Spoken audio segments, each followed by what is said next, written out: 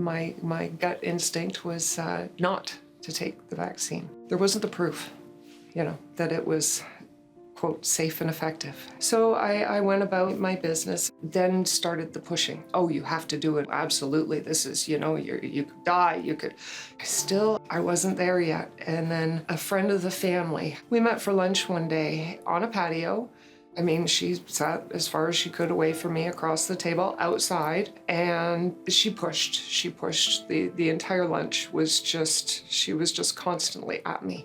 She was saying her stepson is a doctor, and her sister is an ICU nurse. Oh, we have all these medical professionals, and oh, you have to, and oh, there's just no way around it. And I got scared into it. I went and I did it.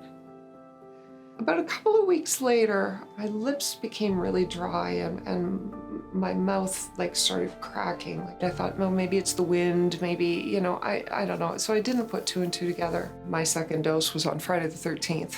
It was 2 weeks after that everything went downhill. All of a sudden, I would get muscle spasms and my ear became plugged. It still is to this day. I've got hip problems, muscle problems in my legs. I get like Charlie horses, and it's all sort of concentrated on the left side of my body. My bottom lip would just swell beyond belief.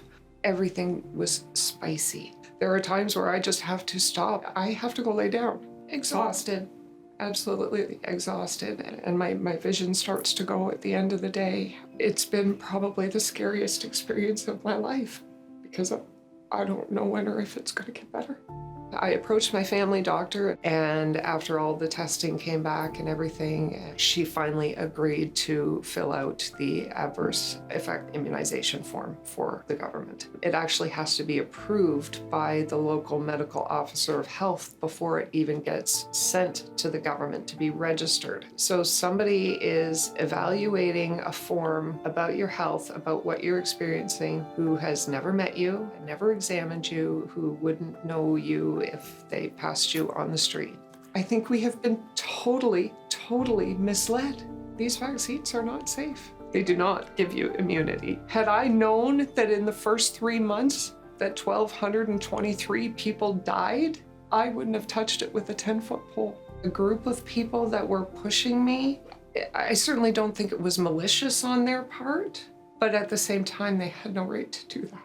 Nobody has any right to push somebody to make a medical decision that they're not comfortable with. I mean, I suffer every day. And the fact that they are doing this to children, I think it's criminal.